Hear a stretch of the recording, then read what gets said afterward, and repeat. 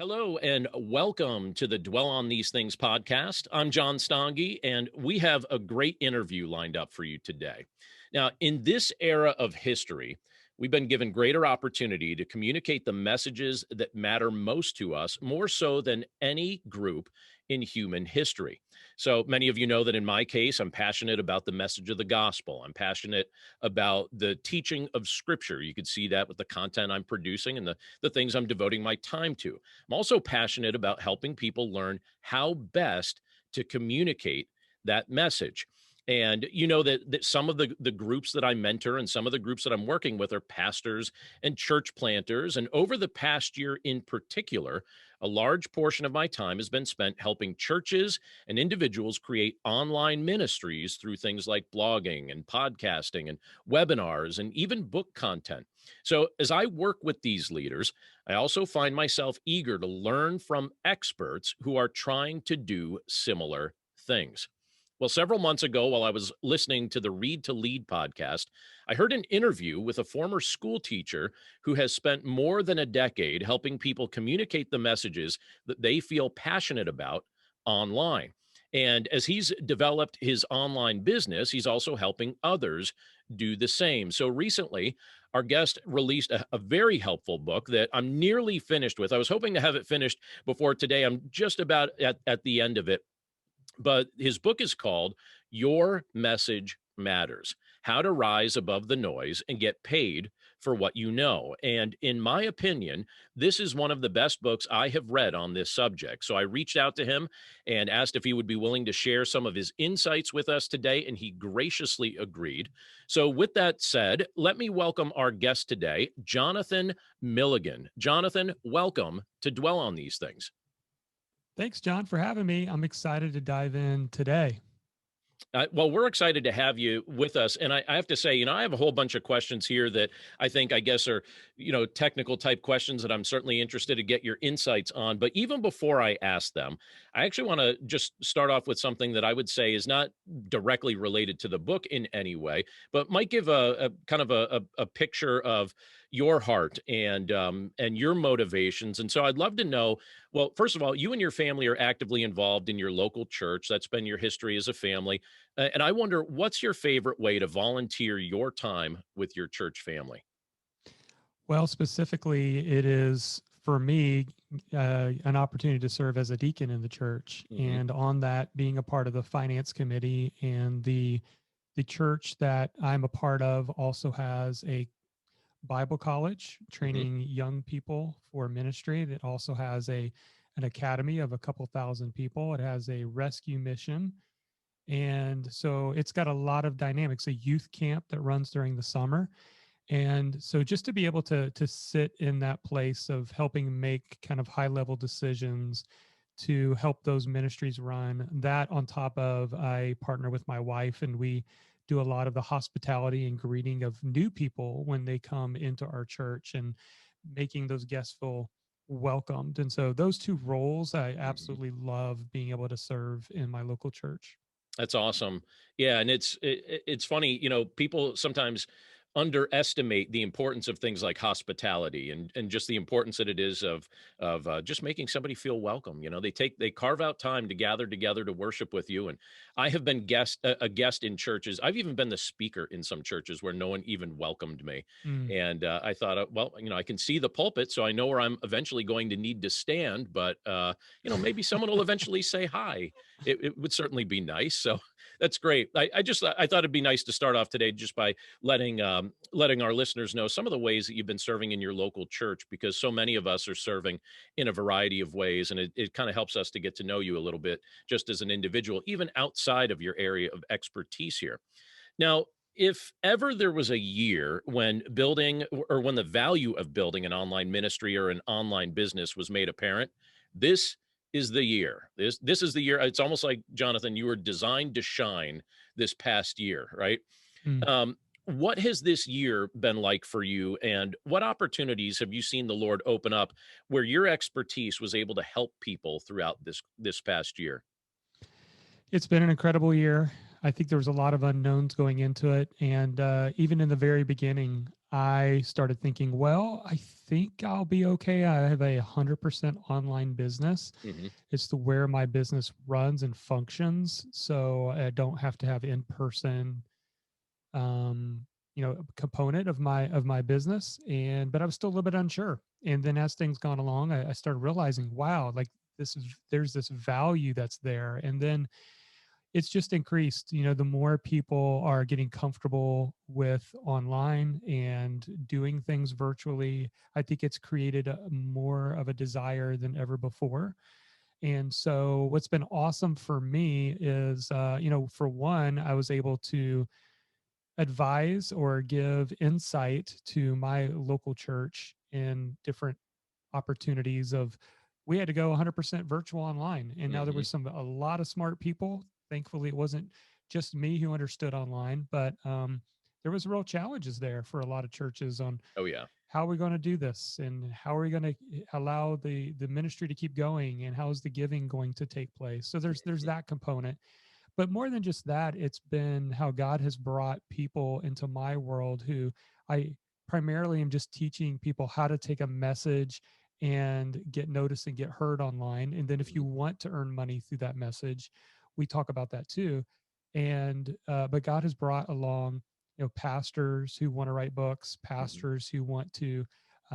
One particular pastor had created this, I guess, gifting, spiritual gifts type assessment Mhm. that he wanted to get out there for other churches and train other churches on using it, and to be able to create a course around that, and get the word out. There's just been so many examples of how I have not tried to target the Christian community in what I do, Right. but I don't hide that I'm a Christian either. But then Mhm. God has just brought opportunity after opportunity for me to partner with people who are doing great things Mhm. for the Christian community. Yeah, and it's interesting. Like even as you're saying that, I love the fact that you're helping and you're serving people regardless of your background, because it's kind of like this area where the Lord's placed you as His ambassador, and you have the opportunity to show the heart of Christ just through your generosity and through your service. And again, this was really a year where that was needed. I mean, I remember in March of 2020 with the churches that I work with, there was a sense of panic. Mm. People were really panicked, and we had one training session that was open to anybody, and I was curious how many people would jump on board. I hope we have at least 50 or 100. We had 1,200 churches jump on board, and it was like panic as everybody did it. And then we had to have a follow-up the next day to try and help people. And so there's great value in what you're doing, and I really appreciate your heart and your willingness to help people in the midst of this, because this was a year where there was certainly a need, and it probably a good time for your book to come out too, I would assume, right? It has been, because in the midst of all that, people's careers, their day to day, Monday through Friday, have changed, and a lot of times there are polling factors of why we want to feel like God's got another career for us, and then there's pushing factors where our job situation changes. All of a sudden, things aren't the same. And what was unique about this last year is there were both polling and pushing factors. Hmm. And whenever that happens, there's a lot of displacement. And I think that's created is a desire for people to evaluate where they are and be like, what is it that I really want to do? What is God placing on my heart to do? Is that to write a book? Is that to start a podcast, a blog? Is that to build an audience around this experience or story that I have? Hmm. And so that's where we've had a lot of great interest in that. That's fantastic. So now, years ago, you worked as a school teacher, and you were even telling me, that's kind of been part of almost the DNA of your extended family, right? Just teaching and serving in that capacity. But you started to sense that you were being pulled in a different direction. And I'd love, even in the context of what we were just talking about, I'd love for you to tell us about that change and what prompted it. So early on, graduated from college. Both my parents were educators. My dad was, wore multiple hats like many people do in small churches and communities, where he was a high school teacher, basketball coach, and the youth pastor. My mom Mm. was always an elementary teacher. So I grew up around this idea of education, coaching. I'm the oldest of three boys, and I Hmm. have brothers in the ministry as well. And so I was wrestling with, do I go into the ministry? But there just was not a piece about it. So I ended up taking a high school teaching position. I did that for 3 years, and I had a good relationship with the students. It was nothing to do with that. I felt like I was making a difference, but there was just some kind of unsettled desire Mm. in me. And what was I was struggling with is, am I selfish to go try to pursue something else? Hmm. Is that being selfish? And I think this is an important journey I went on, also being a Christian who wants their life to count for Christ and wants to make a difference with the time that you have here on earth. Hmm. Was this concept of, is there a calling outside of Christian ministry? And can I truly be called into something and feel that God's still for me, even though I don't feel 100% um, called into ministry? And there was two women in my life that were hugely influential. One's my mom, and one's my wife. Hmm. And my mom told me, Jonathan, not everybody can stand in the pulpit or there'd be no congregation. I went, Right. okay, that's a good point. And then the second one was my wife saying, Jonathan, listen, it's about serving people. It doesn't matter where your paycheck comes from. Hmm. You're going to be involved in church, you're going to be serving. And so, um, I could see you being in and out of ministry, and God can have that upon your life. There is no perfect path. There's no stepping stone to one thing to the next. You just need to be open about what God's leading in front of you. And so through that, I went on a journey, and I talk about in the book where Hmm. I just trying to be an entrepreneur, trying to figure things out. But ultimately, God led me to this idea of blogging and sharing information online, Hmm. and allowing me to create an audience and a platform. And then that led to podcasting, that led to publishing books, that led to webinars, that led to trainings and courses and live events. And it's just been an amazing journey when I look at it, because I could have never have guessed that that's where I would have ended up. It was God leading me just one little step at a time, just being Hmm. obedient to the next step. Yeah, you didn't have to know all the details ahead of time. You're just saying, "All right, Lord, I'm just going to walk with you today." It's kind of like the same concept of, "Lord, I trust you for my daily bread. I don't have to worry about next week's loaf." It's just like, here we are today. This is what you have for me today, and I'm going to be faithful with what you put in front of me, and I would assume too with the open doors that the Lord was making very obvious to you. Yep, that's it. You got it. So at present, I'm working with a group of bivocational pastors and bivocational church planters. And so, obviously, for them to feed their families while planting churches, they need to have more than one source of income. Very much like the Apostle Paul, his story was as he was going about and planting churches, he would make tents, and he was very entrepreneurial in that regard. Well, modern day church planters have to be very entrepreneurial as well. So, why do you encourage people to develop more than one income stream? So I love this idea of the online business because it can be started on the side. I mean, for a bivocational pastor, this is great because literally, while you're visiting somebody in a hospital, while you're dealing with a crisis in marriage, if you've packaged your knowledge into an online course and someone purchases that, that provides income for you. It allows you to be separated away from trading time for dollars. Hmm. And it also is making the impact on the people who are watching your course on using whatever knowledge you have to be helpful to other people. The multiple streams of income that I talk about in the book are that you could take a singular message and create different forms of income. And what that does is it allows you not to have to rely on any one thing. So Hmm. back in 2016, I wrote a self published book, and then I turned that book, it was originally just a Kindle book. Then I Hmm. made it a physical book. And then I recorded the audio book. So now I had three income streams off of that. Surprisingly, the audio book sold the best. That was a surprise to me. Hmm. Still sells today. So I'm glad I went all the way through and actually did the audio Right, book. the audio. Oh, yeah. Um, But then beyond that, I created a course for people to be able to go deeper. So they read the book. Here's the course. So the book teaches what, the course teaches the how. Mm-hmm. And then from there, I believe I also put together a coaching opportunity if Mm-hmm. somebody wanted to get some one-on-one coaching. Mm-hmm. And then all said and done, and I share the exact framework and timeline in the book, but within 12 months, I had created 7 income streams Mm. around one message. And now with the new book, I'm using the same formula. Started with Mm. the book.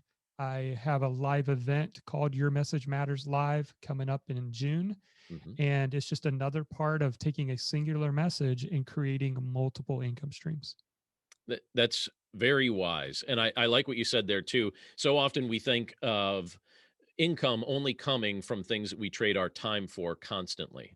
You Mm. know, most people are trained to think that there's only one way you can make an income, and it's just through a job where you trade time for dollars. I actually, a few years ago, when my kids were a bit younger, I asked them. I said, you know, how does somebody make money? You know, like how does somebody earn money? And they said, well, you have to get a job. And I said, well, I'll be honest with you, that's usually the slowest way, and that's usually where you would make the least money. And they were like, "Dad, that doesn't make sense. You have to have a job to make money." I was like, "No, you don't." And they're like, "What? What are you talking about?" And then we kind of had entrepreneurial discussions, and then that led to different things that they did. And I'll tell you what, you know, they listened, and every one of them, they paid for their own car, they pay for their own insurance, they, you know, they have investments that they've been working on. They understood the concept of stewardship, and so it's been exciting to watch that develop. But we still joke about that initial conversation where I asked them, how does someone earn money? And they're like, well, a job. It's like, yeah, that's one way. But let me tell you about some other ways that you might want to consider that don't involve you having to trade time for dollars. So, yeah, I like that you do that and that you emphasize that because, I mean, that's immensely helpful, particularly with the groups of church leaders that I'm working with. They don't have any more time. You know, they don't. I mean, if they're gonna be able to provide for their family and plant churches, I mean, how are they going to do it? They need to figure out something they can do that doesn't keep requiring more time because they just don't have it. Yeah, I like your framework. So I mentioned to Jonathan before we started recording here that I thought it might be fun to do a case study here because Jonathan does a lot of business coaching. And so, Jonathan, I wonder if you'd give our listeners a taste of what it looks like by using my online ministry as a case study. And I asked Jonathan ahead of time, I said, do you want to know any details about what I'm doing ahead of time, or do you just want to go cold? And so he's brave. And he said, I just want to go cold. I don't want to know the details ahead of time. So he's going to walk me through a brief process here of what he would do if he was coaching somebody who felt like they had a message that they wanted to share and they want to develop that into something that can be magnified online and maybe even turn it into something that can provide for their family. So walk me through the initial stages of this process or what you think you would ask. Perfect. Yeah. And the reason I wanted to do this cold is so that it can just really come across very non-staged, Right. where we I have no idea where we're going with this, but Okay. my first question that I typically like to ask is, where do you feel is the biggest challenge or bottleneck for you right now? The biggest, as far as building what I'm building online, the Yes, biggest challenge. or bottleneck that's just kind of holding everything up. So the bottleneck for me has been developing some of the live training that I've been doing into courses that can stick around. And I have felt like I didn't have the time or the desire. I like audio editing, but I don't like video editing. And so I am teaching these things all the time, and some of them get recorded, and I have a whole bunch of things that just exist on my computer. And I think, boy, this would be something that would be helpful to somebody if I was able to package it into a course. And so I would say that's been the bottleneck. I'm trying to remedy it, but I'm very early in that process. So, do you see this as a course that um, has kind of a specific topic behind it, like a specific thing that people would get access to? Or is this more, would this be more of a library of different content and topics that people would get? So it's kind of broken up into three categories in my mind. The first category is trying to help people develop an online ministry. and what it looks like to maybe even provide for your family through the online ministry that you're developing. So that's the main arm that I've been working on. The second aspect is church leadership training, because I do a lot of coaching and things like that with church leaders. And then the third aspect of it that I'll develop over time would be Bible study content. And but the main aspect that I'm trying to really get underway right now is trying to help people develop an online ministry. So that's where my mind is focused right now. Okay. So out of those, how many different audience segments are there? Or is it just one, or are there three? Because it sounded like there was potentially three, but yet you desire to have one. There could potentially be three, but I think one and two sometimes blend a little bit. So the people that are starting online ministries and the people that are currently leading physical in-face ministries sometimes overlap. On the trainings, how much editing do you think are involved with each of them? I mean, is there a lot of like editing in between these videos, or is it more kind of cleaning up the front and the back, trimming it up? What in your mind, if you just look at it broadly, what is it that needs to be done with these videos in order for them to be ready to sell? What I feel like is kind of the bottleneck there is I'll record these lengthy training workshops that I think would be best delivered if they could be smaller individual lessons as Mm. opposed to something big. So there is the cleanup of the video at the start and at the end, but really carving it up into logical segments that people could kind of go at their own pace without having to stop a large file or a large video in Yeah. partway through. And that's super smart. Have you thought about setting it up, and maybe you already have, but have you thought about setting it up to where when you're doing the live training, you let them know, hey, this is probably going to be divided up into smaller lesson videos. And so actually planning for that during your training. So for example, you say, all right, let's start this next one. Okay, this is lesson one. Mhm. We're going to talk about da da da da da, and we're going to get into this topic and do the teaching and training. Have you thought about maybe strategically setting it up that way, or do you already have it like that? So I have one training event that I do have online that's available, and when I recorded it, I did not think to do what you just suggested, and then after I edited it, I thought, oh, I should totally have presented this in segments, knowing ahead of time I was going to chop it up. So it's my intention to use the recommendation you just gave for future courses, but I didn't do that with the previous content. I think it Gotcha. still works the way it got chopped up, but it would have been nice, I think, if I had thought of that ahead of time. Yeah, and the reason I bring that up is because I've done it both ways, and I've learned the lesson. And so I do, and I just wrapped up doing a 6 week training where every week I would deliver a new module, and then I would tell them, "Hey, here's how this is going to work. I'm going to pause for a few seconds, then I'm going to say, okay, welcome to lesson one, and then teach it, and then I pause." And then the advantages of those live is then I say, okay, what questions did you guys have about that lesson? And then I answer some questions, and then I'm like, okay, now let's jump into lesson two. And then I I pause and like do that that. again. And then what I do is I actually use, and I can give this to you offline, a service that is does unlimited video editing. They only work on one video at a time, but I Okay. basically send them the instructions and say, this video, here's what it is. It needs to be chopped up into these 5 videos. And Mm. usually within 24 to 48 hours, I've got the 5 videos, and then someone on my team can upload it into our course platform where we can then sell them. That's fantastic, and it's cool to know that there are options like that out there. I think sometimes when you're trying to build things, you get used to doing so much by yourself, Yes. and you realize, and this is a lesson I'm really learning sometimes the hard way, you have to have a team. If you really want something to multiply, you gotta have a team.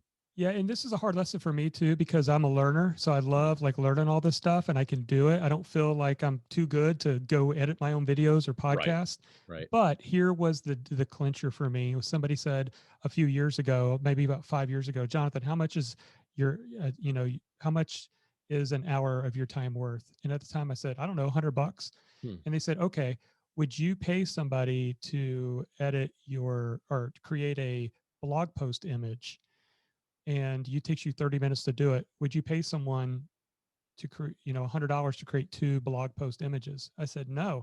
He said, well, you're already doing that now. Good point. I got the point. Yeah. So the point is, do you want to pay somebody $100 an hour to edit your videos? If the answer is no, you're already doing it.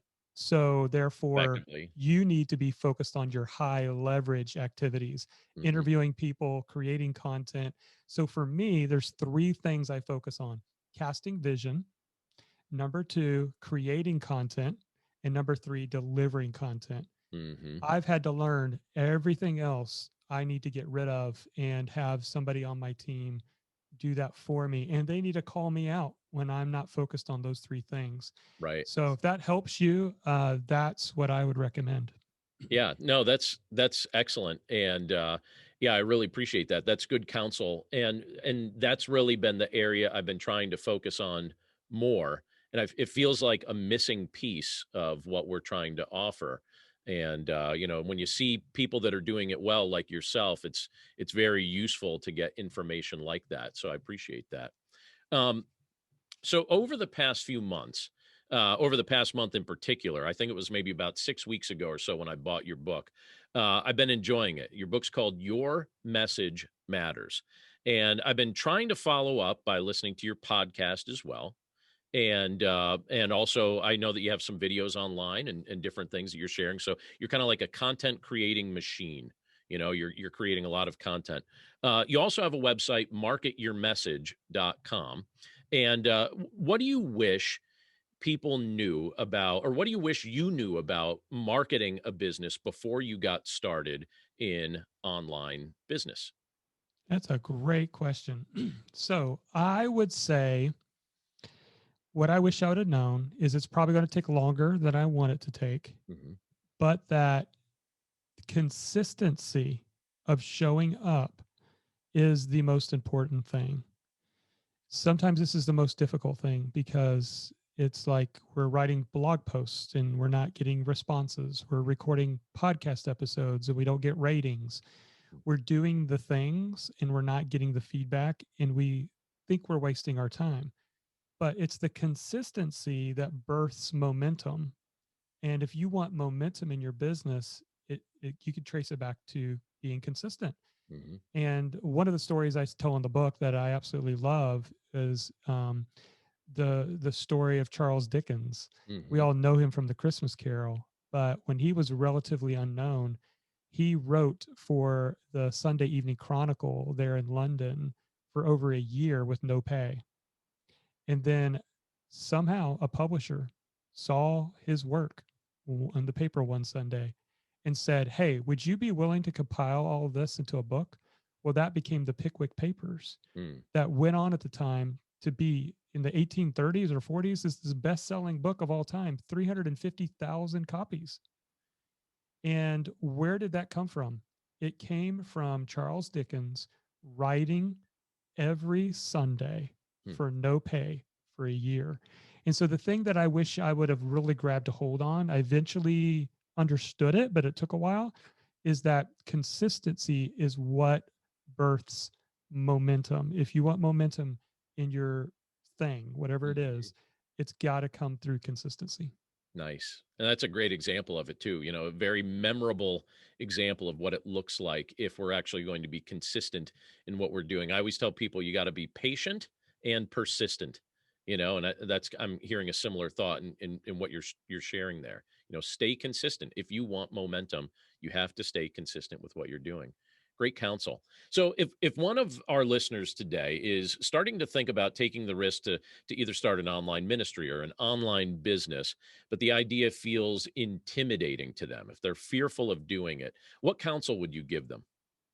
So this is exactly why I wrote the book. And the book surprises a lot of people, I think, because it's not just a marketing book. Hmm.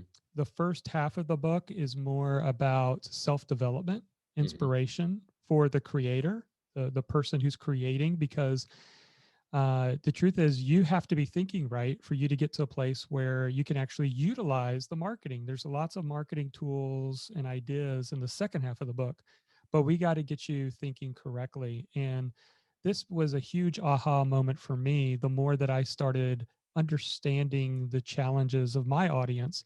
It Mm, wasn't that, it wasn't like, uh, Jonathan, I don't think your product works or your course works, or I don't know, I don't think that your coaching is good. It was they didn't believe they could do it. mm, And, some of the biggest challenges for people are technology challenges. It's the fear of not being good enough, mhm, all of those things. And so I wanted to tackle this in the first part of the book. And the way that I tackle it, even though the book is not purely for a Christian audience, I mhm. try to incorporate a lot of what I believe scriptural principles in the book. Right. And the way that I like to approach it, to sum it up, is this idea of stewarding the gifts God gave us. It's just like the parable of the talents. Mhm, And we need to be stewarding what God gave us. And my wife wrote this she's very crafty. She mm, wrote this on like a plaque that I hang on one of my walls in the house. And it was a real simple phrase, but it has grounded me. And that was simply, it says, steward your gifts, trust God for the results. mhm. And what that did for me is say, you know what, I'm not going to be a comedian. I'm not going to be a dynamic speaker. You could probably tell I'm a pretty laid back guy. It's probably pretty believable that I was a high school teacher, because I'm just pretty average. There's nothing special about me. But what I discovered over time is that my uniqueness was to be practical, Mhm, to be resourceful, and that's what I need to steward. mhm. And so the short answer to that is that you just need to discover your gift and then steward that gift. That's your responsibility, and trust God for the rest. Excellent counsel. And I have to tell you, even as you said that you wrote the book to be practical, I think that's why I like the book so much, and why I wanted to have you on the show here. I noticed that, a lot of times when I'll read different things, sometimes I'm like, just kind of like, just get to it already. Like, just Yeah. get to it. I don't have all the time in the world for you to just finally just teach me the thing that I read the book or bought the book so that I could learn. Right. So yeah, as I'm reading it, it's got color to it. I mean, you use story, you use illustration, and but you give real meat on how to actually communicate a message, and maybe even use this as something that could become either a secondary source of income to supplement your income, or basically become a full-fledged online business or full-fledged online ministry that becomes your primary source of providing for your family. And so I took a lot of inspiration from it. I think it's a very practical and very useful book. I hope my listeners will check it out and be sure to grab a copy. Um, One of the things too that I really like, and this is kind of the last main question that I'm gonna just kind of throw your way here. Although I have a couple fun questions, we'll finish up with in just a second. But Yeah. in some of your teaching, you speak about the ways that freedom and flexibility that you have as someone who runs an online business, how it actually blesses your family. And I wonder if you could maybe even just finish us off today by telling us a little bit more about that, and how what you're doing has just been helpful to you as a husband, helpful to you as a father, and how it's blessed your family, just maybe even through your availability to them. I love this question, and it was my primary motivation, is that I didn't want to miss out on the important moments. And, I have a daughter now who is in college. She attends Liberty University, Mhm. and my son is 16. He's already started his own business in video game design. He's Oh, already wow. getting Okay. ready to publish his first video game, and he's got everything going. And it's like, you know, I can see a couple years from now him getting his own apartment. Mhm. And man, these kids, they grow up so fast. Yeah. And it just, when I started my business over 11 years ago, they were so much younger, and it seemed like we had so much time. But at the same time, I wanted to have a business that allowed me to go to my son's basketball games, to Mm, go to all of my daughter's volleyball games. And that was important to me. mhm. So for me, money doesn't buy things. There's nothing wrong with having things, but that Mhm. wasn't a motivation for me. Yeah. Money buys time. Mhm. And it's that time of getting to choose how I want to use this time. Mhm. And a lot of ways. In fact, it's almost like being able to open myself up and say, God, what would you like me to do? I am available because you dictate what I need to be doing. Do I need to go meet with somebody who's going through a hard time for lunch and have an hour and a half conversation? Well, that's if that's what you want me to do, I want to be available for that. Do I want to meet up with a pastor at the church and spend some time with them? So all of those reasons, for me, money buys time. Mhm. The things don't make as much of a big deal for me. It's about being available and doing the things with the people that I want to do them with. That's awesome. Yeah, and it's great that you're able to bless both your family and your local church with your availability as you build out what you've been building online. And and the other side benefit is that what you've built is helping people like me and many others that are finding great benefit in the content and the instruction that you're building. So kind of magnifies the impact that you're able to have, but yet you don't have to travel the world to do it. You're doing it from Yes. home, and that's exciting. So, all right, as we finish up here, these questions have no consequence. All right, so your your answer to this could be just whatever you want. So I'm just curious. Let's give our listeners an opportunity to just get to know one more dimension of Jonathan Milligan. But all right, so first question is this: there's going to be three of these. All right, what three luxury items would you bring with you if you were stranded on an island for a month? Three luxury items. Um, Yeah. So I said luxury because I don't want you to say, well, obviously an implement to make fire and then a water purifier. No, that's too boring. yeah. Even though it would only last for a while, I would still do it. That would be my Kindle book. Okay. So, I mean, Kindle, so that I Right. can do some readings. I'm an avid reader. The Kindle lasts a long time though. It You can make can, it maybe that month without a it charge. can. Just depends. Is a luxury item my wife because I wouldn't want to be alone. So Okay. I guess that would be one. And what would be the third one? That's a good question because there's no internet, so that's No, there's out. no internet. Yeah. Yeah. Um, Coffee, something to snack on, beef jerky. probably coffee, although I kind of cheated. You kind of set me up for that one. I got to have my morning coffee. So Okay. honestly, if I have my wife with me, I have coffee and I have a Kindle so I can read, You're good I'm to good. I'm Yeah. happy. All right. All right. That's a good answer. All right. All right. Second question is this, and this kind of even relates a little bit to something you just said there. If you lived in the era before electricity was available, what job do you think you would have done? Yes, these are great questions.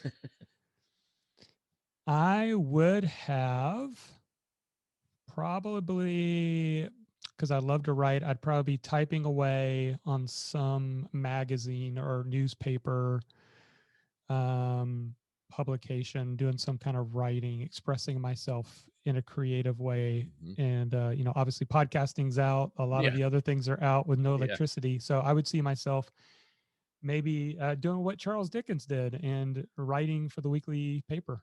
That'd be fun. You'd still get to produce content. It just takes a little longer to distribute, right? Yeah. So, all right. All right. Last fun question here before we wrap up. Travel back in time to 11th grade. All right. And picture yourself, you're driving at that point, most likely. And, you're at the point where, hey, you're driving by yourself. So you don't have to share the radio with anybody. So what band were you most likely playing on the car stereo in 11th grade? Yes. So for me, it would be probably Boys to Men. Okay. Oh, they're from my area here. They're from Philly. Yeah. That was they were the rage back then, especially in high school. So that would have been one. You ever try and impress your kids with your harmonies, when Motown Philly comes on as you sing in the car with them now, or Of course, like I I, tell them about all the, especially even the 80s songs and then the early 90s. So, for me, junior year would have been 93, 92, okay. 93. So, yeah, that would probably be what was on the radio. Christian music was just starting to get on the radio back then. I That's remember. true. Yeah, it It was was starting to still, kinda come into its own a little bit. Yeah. yeah, it was. But yeah, that That's would a be fun it. one. Yeah, that's one I torture my kids with right now. When it comes on, and whenever we're big Eagles fans, and so you Hmm. notice like when you're watching football, how they when they go to a break, they always play whatever music kind of came out of that local area. So whenever it's like an Eagles game, I notice Boys to Men will be in there, and some of the others that kind of came out of this area. So obviously, as often as possible, I try to Yeah, embarrass my children, although they're kind of growing numb to that. So, did you I graduate know. high school in '94? I did All graduate in right, me 94. too. Me too. We graduated same year. It was a great year to graduate, apparently. Yeah. Now, if you would have said cassette tape, I would have said Chicago Greatest Hits. Oh, So, well, that's a good one too. yeah. Okay. All right. Well, very good. Well, Jonathan, I have to tell you, it was a real privilege to have you on the show here. I know our listeners are going to get a lot of value from the things that you already shared, but I'm sure that they're going to have additional questions if this is something that they're looking to pursue and to really follow up on. And so I know that they can find you at marketyourmessage.com. But what else can you share with them if they'd like to connect with you further? Sure. As far as the book's available bookstores anywhere. And but I do have a special website set up. I purchased a couple thousand copies from my publisher to give away, just asking people to pay for shipping. So Mhm. you can go to yourmessagemattersbook.com to get a free copy of the book. Free copy of the book. Yeah, free copy. Just pay for shipping, and we'll get you a copy of the book out. Excellent. I'm holding it right here in my hand. So if anyone's accessing the video, here it is. Your Message Matters. So if you go to yourmessagemattersbook.com, you get a free copy. Well, that's very generous of you. Thanks for sharing that. Well, Jonathan, it was a real treat to be able to meet you and to have you on the show today. Thanks so much for carving out time for us. Yeah, thanks for having me. It was our pleasure. Have a great one.